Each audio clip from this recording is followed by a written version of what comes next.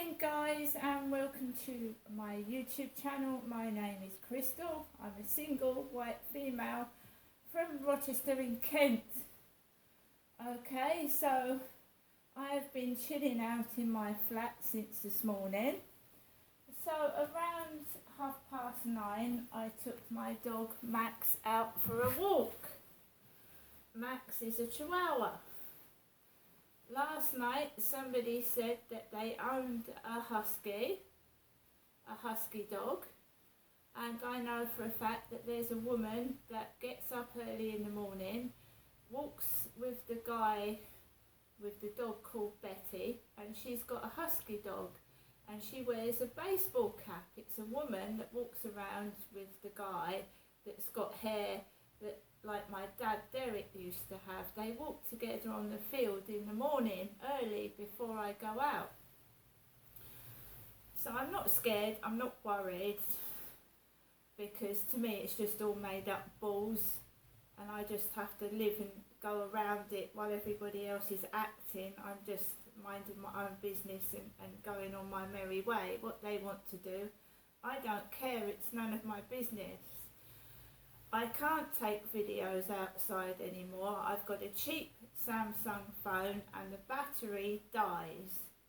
So I haven't been doing videos outside up and down Corey's Road or by the co-op because my battery dies. So when it's not on charge, it sort of like goes right down to about 3%. So I can't do videos outside at the moment, not till I get a new phone, because it's an old second-hand phone from eBay. I've got to get a new phone anyway at some point by the end of this year, early next year. So I took Max out this morning about 9:30, and as expected, the woman with the husky dog, bright blue eyes, was walking past the Costa coffee shop with that bloke with the dog called Betty. There was also a man right behind my back. A black gentleman was walking behind my back. No, I'm just describing things. There was white people on the field and one black guy behind my back. So he walked and sat on the bench. Nice young chap minding his own business. He sat on the bench. I walked around the field by myself because my son came down to see me and he went back to London. So I was walking by myself on the field with my dog, and it was quiet. So a load of people came off. I walked around the field and there were some guys fishing. And I got a message from the guy that had sent a profile picture of somebody with big ears. What are you doing today? And I said, I'm staying indoors. And I have. Because I spent most of my money on Friday, to be fair. I've got scratch cards. I've got £32 in scratch cards. But I don't want to spend all that money on rubbish. Got plenty of food to eat and plenty of things, you know, to snack on. I don't need food and I don't need anything else. I'm fine. So these messages are concerning me because I think it's the stalker. I think it's the same person trying to find out where I am and what I'm doing. I walked past the fisherman while this guy was texting me on Flirt Finder. Remember that they said that someone might hurt me last night or get me.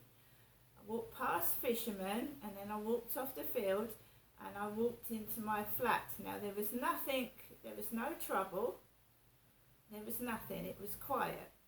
Came into my flat. At that time the guy upstairs was in his flat. He was in and I didn't hear any noise. He's gone out now and it's fairly quiet in this flat. I can't really hear anything because most people go out at the weekend with their kids. Like, you know, me and my son went to the Hollywood Bowl on Friday. People go out, they go shopping, they come home later in the evening. So I've been in my flat by myself. So I had a couple of pancakes, I had a cup of coffee, I put YouTube on. I've been watching old episodes of Coronation Street way back to 1976. And in 1976, I was 9 years old and my sister Amanda was 2. And my mum used to have a beehive hairstyle, either bright brown or bright red. And I was looking at Rita Fairclough, you know, Rita. And then there was Mavis, and then there was a guy called Derek. Derek was Mavis's love interest, and Rita's hair was like my mother's, Jennifer's, and the makeup that my mum used to wear in 1976, right? So Rita had a hairdo like my mother's. So I've been watching all the characters from 1976, and even when they go to the train station and get a ticket, you know, when I have said to people and they don't believe me, and I have filmed it, it's like an episode of Coronation Street when I go and get my ticket from the train station and I get officers like scrutinising my ticket like I'm some sort of criminal, and odd things going on in the train station, the way people are dressed, groups of people in the way while I'm trying to get past. So in a soap opera, obviously they use a real train station, but it's not real, if you know what I mean. Like Weatherfield, where Coronation Street, you know, Weatherfield, Manchester, it was based. So I'm getting increasingly annoyed and angry because I can see what's been going on, but I can't do anything about it. These silly characters that come out of the woodwork like a soap opera. Except it feels more like pornography than a soap opera, to be honest. When men try and grab and touch me on a field when I'm walking my dog. So, I came in approximately just after 10 a.m. and I watched episodes of Coronation Street, and then on a Sunday I try to relax, and I also try to do a bit of tidying up, washing, cleaning, and getting things done that I've let slide during the week, if you know what I mean. So I'm being quiet in my flat. I'm not talking because I'm in my flat by myself. If I had a male companion or a member of the family, I'd be talking and it would be like busy, wouldn't it? So I'm in my flat by myself. I'm not going to talk unless I'm talking to the camera and YouTube, or someone rings me on the phone like my mother does. And obviously something's going on for my mum to keep asking where I am and what I'm doing throughout the day, and why is that necessary? Keeping tags on me because they are hiding something big. Because when I'm now seeing it full on, what they've been doing to me, and I am on benefits as far as I know, whether that's real or not. Because in a soap opera, if you're on benefits, it's obviously fake paperwork. So are the bills, so are everything is all made up, right? And I'm getting angry because I can see what's been done to me, and it's not fair and it's not right, and someone should start telling the truth. So, I had a cup of coffee, I tried to relax, I was watching an episode with Ray Langton in it, and I went up to London and I met this Ray that was a strange, odd Turkish person that was a funny version of my father Derek, with his curly hair and his bad smoking habits. That was in 2005 and 4, right? Ray. So I went and had a shower because I feel fed up, angry, annoyed, and it's still going on and no one's stopping it. So I thought, I'm going to go and relax and have a nice hot shower.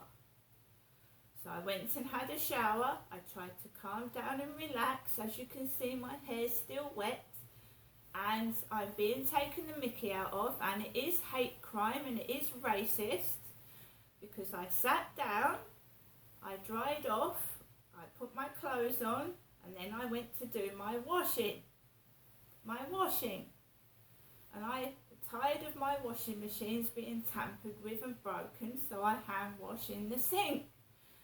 So I went to take my washing out and put it on the air dryers on the balcony, and there was a guy which looked like he had his hair electric shocked. And my hair is not that bad, and I'm a white person, so it's not afro hair, it's my natural curly hair colour, because my father Derek had curly hair, naturally curly hair. It's not permed either. So there's a guy on the balcony while I'm hanging my washing out with his back to me, with his hair that looks like it's been electrocuted. I'm not joking. His back is turned to me. I go on the balcony. He shuts the door and goes in. And all I'm doing is trying to hang my washing out on the air dryers. I'm not doing anything to anybody. I'm not taking photographs or anything like that. And I keep going out and people keep slamming their doors like I'm some kind of dirt, you know, like a piece of shit, you know. And it is hate crime and it is racist, and I don't know why they're doing it, because I am a white person. Not that you should be racist to anybody anyway, because it's wrong. I will talk to anybody. I like to be social, and I talk to anybody, whatever their ethnicity, whatever their disability. I don't have a perverted sense of humour, and I'm not wicked. I'm a nice person. So I don't know why this is going on and where it's coming from, and it needs to be stopped. So that pissed me off. I hung my washing out, usual noises outside, and you know, the kids upstairs used to drop Cadbury's dairy milk wrappers onto my balcony. Black dairy milk wrappers on my balcony because of my first name. Why they're doing it because my mum calls me Janestra, I haven't got a clue. So I started writing things down, what's happening, because the guy that met me on the field the day of King Charles III's coronation, called Charlie, has a funny sense of humour. He's also very nasty and aggressive and dangerous. And at 1:45 p.m, Charlie was walking opposite my window today at 1:45 p.m, after I've been getting messages to my WhatsApp with a profile picture of a husky dog. So this guy is stalking me because I turned him down. I'm not interested in him. So he started to walk down my street. He doesn't live in Corey's Road. He lives near the Freemasons in Rochester. So that is the profile picture I'm getting on WhatsApp. That was before Charlie came down the street. He's got a white dog called Samir. I don't know why he's walking down my street. He shouldn't be. Although it's perfectly legal for a stalker to walk down the person's street he's stalking. There's nothing against... I can't prevent him walking down the street where I live. But that's what stalkers do. So he's stalking me. And that's why I said it's important that I move out of this flat.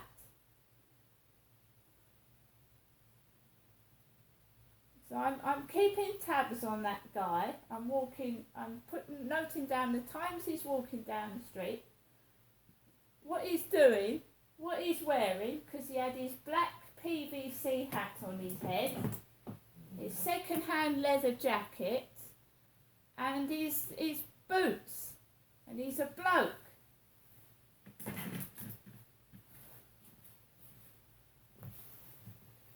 He won't leave me alone. I turned him down. He kept asking, what will make you love me? I said nothing.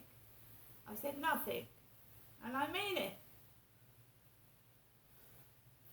I've got victim support this week, and I should tell them what's been going on and what he's doing. He can't take no for an answer. I don't go and pester him. I know where he lives. I don't take my dog and walk past his flat, because I'm not interested. The nearest walking place would be the Esplanade, but he's walking his dog near where I live. And he's been caught doing it. I'm not interested in him. Now I believe it's possibly him on his girlfriend that's going into my flirt finder pretending to be different people. Maybe she's sending him down the road. I'm not interested in the guy. He's too old for me. He's not my type.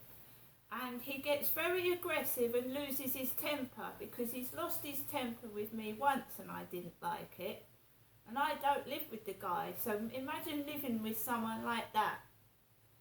No, thank you. I've got to go out later on to walk Max across the field. I'm well aware of what to do. I've got a personal alarm. If he comes anywhere near me, I'm going to set it off. I'm going to set it off. No one's playing fun and games with me anymore. I deserve happiness, I deserve peace and quiet, and I deserve a decent man. Not somebody that abuses somebody, because that's what stalking is. It's abusing a person, making them frightened so that you go and run to them for help and support when they are an abuser themselves. And that's what he is. He might seem to many people like he's a lovely, lovely, harmless old man. But he starts touching, he touched me inappropriately and I don't want it. And he's just after a flat to stay in. That's all he's after. Right, so he's going to get put down the times and what he's doing down my road. And when he appears on the field, I'm not engaging in any conversation or encouraging his behaviour. Right? And if people want to take the piss out of my hair and make out that I'm an ethnic woman with an afro, go ahead. Go ahead. Take the piss out of me all you like. Because one of these days, you're all going to be on television and shown up for the bullies that you all are. I'm sure you'd all like to appear on camera bullying a disabled woman. I'm sure you all would. Because that's what's going to happen. Because no one is helping me get out of this flat. I shall be going to magazines, talk shows and newspapers about this. Now I hope everybody else that supports me and is nice and kind and realises that I'm just an ordinary woman trying to just help women that have gone through domestic violence, sexual abuse and men as well, and that I don't deserve this behaviour. I don't want the stalker walking past my flat, thank you. You know, it's like a sick puppy dog. You know, go home. See you later.